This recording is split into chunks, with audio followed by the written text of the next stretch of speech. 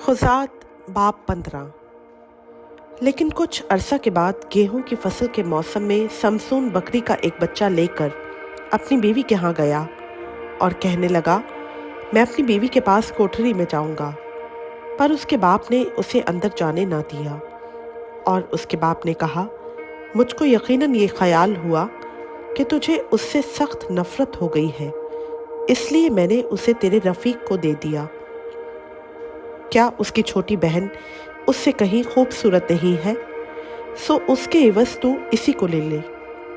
Samson ने उनसे कहा, इस बार मैं फिलिस्तियों की तरफ से जब मैं उनसे बुराई करूं बेकसूर ठहरूंगा।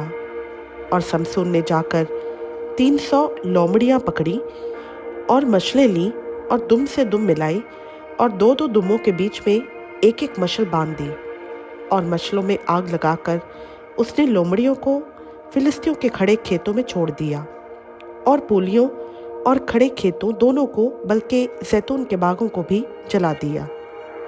तब फिलिस्तियों ने कहा, किसने ये किया है? लोगों ने बताया कि तिमंती के दामाद समसून ने, इसलिए कि उसने उसकी बीवी छीनकर उसके रफ़ीक को दे दी। तब फिलिस्तियों ने आकर उस औरत को और उसके बाप को आग में जला दिया। समसून ने उनसे कहा कि तुम जो ऐसा काम करते हो तो ज़रूर ही मैं तुमसे बदला लूँगा और इसके बाद बाज आऊँगा। और उसने उनको बड़ी खून रेसी के साथ मार मार कर उनका कचूमर कर डाला और वहाँ से जाकर एताम की चट्टान की दरार में रहने लगा। फिलिस्ती जाकर यहूदा में खैमासन हुए और लही में फैल गए और यहूदा के लोगों ने उनसे कहा, तुम हम पर क्यों चढ़ आए हो? उन्होंने कहा, हम समसून को बांधने आए हैं ताकि जैसा उसने हमसे किया हम भी उससे वैसा ही करें। तब यहूदा के 3000 मर्द एताम की चट्टान की दरार में उतर गए और समसून से कहने लगे, क्या तू नहीं जानता कि फिलिस्ती हम पर हुक्मरान है? सो तूने हमसे ये क्या किया है?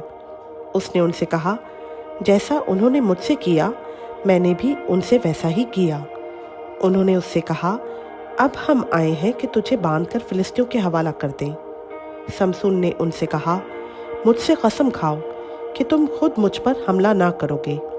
उन्होंने उसे जवाब दिया, नहीं, बल्कि हम तुझे कस कर बांधेंगे और उनके हवाला कर देंगे, पर हम हरगिज़ तुझे जान से ना मारेंगे। फिर उन्होंने उसे 2 नई रस्सियों से बांधा और चट्टान से उसे ऊपर लाए। जब वो लही में पहुंचा तो फिलिस्ती उसे देखकर ललकारने लगे।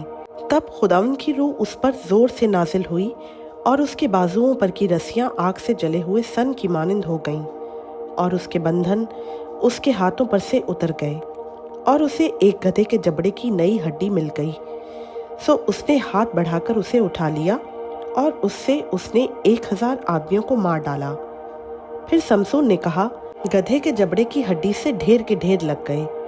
गधे के जबड़े की हड्डी से मैंने 1000 आदमियों को मारा। और जब वो अपनी बात ख़त्म कर चुका तो उसने जबड़ा अपने हाथ में से फेंक दिया और उस जगह का नाम रामत लही पड़ गया और उसको बड़ी प्यास लगी। तब उसने खुदावंद को पुकारा और कहा, तूने अपने बंदा के हाथ से ऐसी बड़ी रिहाई बख्शी, अब क्या मैं प्यास से मरूं और नामख्तूनों के हाथ में पड़ूं? पर खुदा ने उस गड्ढे को जो लही में है चाक कर दिया और उसमें से पानी निकला और जब उसने उसे पी लिया तो उसकी जान में जान आई और वो ताज़ा दम हुआ। इसलिए उस जगह का नाम ऐन हकोरे रखा गया। वो लही में आज तक है और वो फिलिस्तियों के अयाम में 20 बरस तक इसराइलियों का गाजी रहा। खुदावंद का पाक कलाम का पढ़ा, सुना, समझा और कबूल किया जाना हम सबों के लिए बाइस बरकत हो। आमीन।